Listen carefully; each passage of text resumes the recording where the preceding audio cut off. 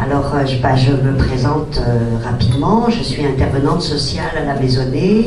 Je suis au Canada depuis 12 ans, donc issue moi-même de l'immigration.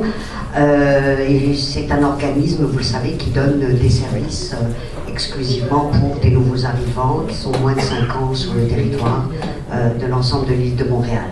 Alors, quand on m'a dit de venir vous exposer un peu vous éclairer sur un peu aujourd'hui, étant donné que dans les médias on parle de beaucoup de questions sur les réfugiés, mais c'est un peu pêle-mêle. Alors je vais essayer ensemble, on va, dans une première partie, je vais essayer de faire avec vous, vous expliquer un peu les catégories d'immigration qu'il y a aujourd'hui selon la loi sur l'immigration et le statut des réfugiés. C'est quoi les catégories d'immigration? La deuxième question, on va aborder un peu, ce serait de dire, bon, mais quand ils viennent ici, ou avant leur départ, ou quand ils sont ici, qu'est-ce qu'ils vivent? C'est quoi leur réalité? Parce que nous, vous savez qu'on reçoit à peu près par an 6 000 personnes, à la fois quel que soit le statut, on les aide. Donc la réalité terrain de ce qu'ils vivent, on le sait, on connaît. Et je me ferai un plaisir de vous donner aussi des exemples concrets de situations que vivent les nouveaux arrivants. Et puis en troisième question, troisième aspect rapide, ce serait de dire oui, mais qu'est-ce qu'on fait? Voilà, comment, quelle approche aujourd'hui, si on veut que Montréal soit inclusif, si on veut que Montréal continue à être une ville ouverte sur la diversité, parce que de toute façon ça continuera. Le Canada est un pays d'immigration depuis très très longtemps. Je pense que vous êtes tous au courant, c'est les autochtones qui sont les premiers résidents au Canada. Le reste, nous sommes tous des immigrants, d'accord? Et ils sont venus par vagues, selon les conflits. Il y a eu aussi des Allemands après la Seconde Guerre mondiale, il y a eu les Italiens, il y a eu des vagues de Vietnamiens à la fin des années 70 avec la guerre. En tout cas, vous savez très bien que c'est des vagues. Le Canada est un pays qui accueille effectivement des immigrants, et le Québec aussi. Donc, pour les catégories, je vais rapidement vous donner, si vous voulez, les différentes catégories. D'abord, la première catégorie la plus importante que le Canada accepte, ce qu'on appelle, ce sont les travailleurs qualifiés. D'accord? Travailleurs qualifiés ou immigrants reçus. On les appelle aussi résidents permanents. Donc, ce sont des personnes qui, selon les critères du ministère de l'Immigration du Québec, parce que c'est le Québec qui fait la sélection. Hein, on se rappelle, le Québec a la prérogative de définir les volumes d'immigrants qui viennent au Québec. Ils vont définir les critères pour sélectionner les personnes qui vont venir. Et troisième point, la responsabilité du ministère de l'Immigration au Québec, c'est de leur donner les services pour l'intégration linguistique, socio-économique, etc. On s'entend bien. Le fédéral, lui, donc le gouvernement du Canada, sa responsabilité en lien avec l'immigration, c'est quoi? C'est c'est lui qui détermine qui définit, si vous voulez, c'est quoi un réfugié. De toute façon, le Canada a signé la Convention internationale de Genève, donc le Canada reconnaît aussi que pour un statut, pour quelqu'un qui se dit réfugié, il y a une certaine définition que l'on donne. Menacé, menacé pour sa vie, etc., qui quitte son pays et qui vient au Canada. Bref, donc ils vont définir le réfugié. Et également, la responsabilité du Canada, c'est aussi de dire, toi, je t'accepte comme réfugié, toi, je t'accepte pas. Toi, tu peux rester dans le pays, toi, tu repars. On s'entend bien sur ça? C'est le fédéral. Et le fédéral aussi donne la citoyenneté. C'est pas le Québec.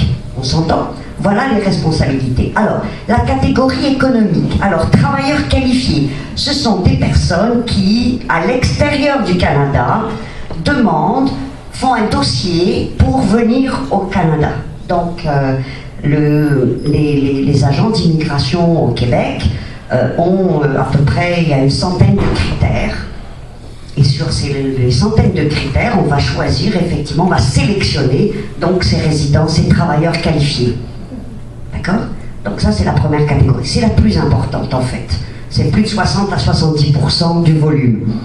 Deuxièmement, la deuxième catégorie, ce sont ce qu'on appelle justement les réfugiés. Alors, qu'on s'entende bien, les réfugiés, il y a deux grandes catégories.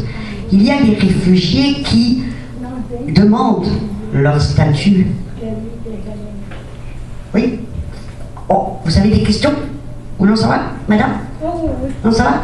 Ok, on fera la période, je vais ensuite vous laisser. Je pense qu'on fera la période de questions après, non? Ça vous convient comme ça? Ça va? Ça va pour l'instant? Ok. Alors, pour la catégorie des réfugiés. Alors, les réfugiés, il y en a deux types. Il y a ceux qui demandent le statut de réfugié à partir du Haut Commissariat aux réfugiés. C'est à l'extérieur du Canada. Donc ils sont où ces gens? Eh bien ils sont tout simplement dans des camps de réfugiés parce qu'ils ont quitté leur pays pour n'importe quelle situation de crise. C'est le cas de l'Irak, de la Syrie, de Libye, etc. Et les pays font ce qu'on appelle des camps. Hein. Et puis à ce moment-là, ces personnes qui s'habitent dans les camps demandent à avoir le statut de réfugié. Mais ils passent par le Haut Commissariat aux réfugiés. Et là aussi, quand ils demandent d'être acceptés au Canada, ça peut mettre 2 ou 3 ans. On s'entend? C'est pas comme ça, je te prends et hop, tu viens, tu montes dans l'avion et je t'amène. Non, absolument pas. C'est au moins pendant 2 ou 3 ans d'une sélection qui est faite, assez rigoureuse. Donc ça, c'est les réfugiés qui sont dans les camps de réfugiés, à l'extérieur du Canada. Maintenant, il y a une autre catégorie, la catégorie des gens qui demandent le statut de réfugié à partir, ils arrivent ici, je ne sais pas moi, ils peuvent être visiteurs, ils peuvent avoir un statut, ils viennent avec un statut, aucun statut. Ils se présentent à l'aéroport, voilà, ils disent, écoutez, je demande l'asile au Canada.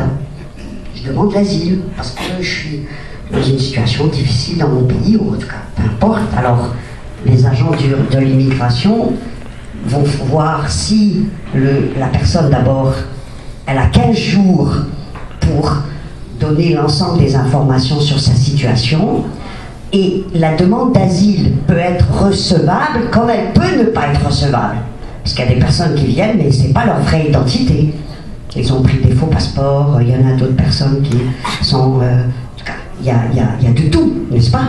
Donc, les agents d'immigration, ce qu'ils font, que ce soit à la frontière, au poste frontalier, que ce soit aux États-Unis, enfin l'ensemble des trucs, ou à l'aéroport, quand la personne se présente, elle donne son passeport, donc on lui confisque son passeport, on va lui demander de remplir des documents, et 15 jours après, on va lui dire si on t'accepte comme demandeur d'asile. Et après cette demande d'asile, il passe par la commission de l'immigration et du statut de réfugié avec un avocat, avec des interprètes s'ils ne peuvent pas parler dans la langue.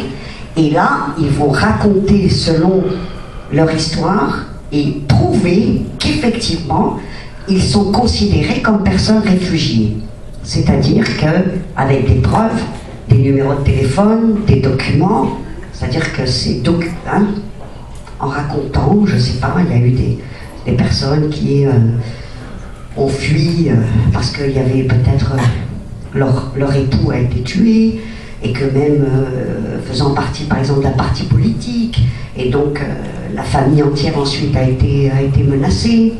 Donc il y a plusieurs situations, d'accord? Alors ces personnes-là, donc soit elles vont être acceptées ou refusées, acceptées ou refusées. Si elles sont acceptées, l'immigration leur donne un avis de décision et ils sont acceptés comme réfugiés donc à l'intérieur du Canada, on s'entend. Maintenant, ceux qui ne sont pas acceptés, ils ont, alors ce que je dois vous ajouter, une chose, c'est que tous les pays, le Canada considère, par exemple, tu viens de la France, tu ne peux pas demander l'asile si tu viens de pays démocratiques.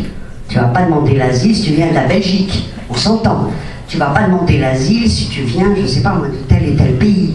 Non, il y a un certain nombre de pays qui sont classés et qui disent, bon, ceux-là, automatiquement, on ne peut pas les accepter, on les retourne chez eux. D'accord? Ceux qu'on va accepter, c'est les personnes qui, dans certains, aujourd'hui, sont dans des zones de conflit. Beaucoup de zones de l'Afrique, notamment, et du Moyen-Orient, entre autres. Et certaines parties de l'Asie. D'accord? Donc ça, c'est très clair. Alors, maintenant, quand on a survolé un peu ces aspects de... Donc, résidents permanents, travailleurs qualifiés, on a vu le statut des réfugiés, c'est quoi, hein? Et puis le troisième statut, c'est celui qui... c'est les personnes, une fois qu'ils sont au Canada, ils ont le droit, effectivement, de faire ce qu'on appelle la réunification familiale. Je suis ici au Canada, une fois qu'on est résident permanent, je peux par exemple demander à ce que je vais ensuite ramener les enfants, et par exemple je ramène aussi l'époux. Voilà, donc en gros c'est ça.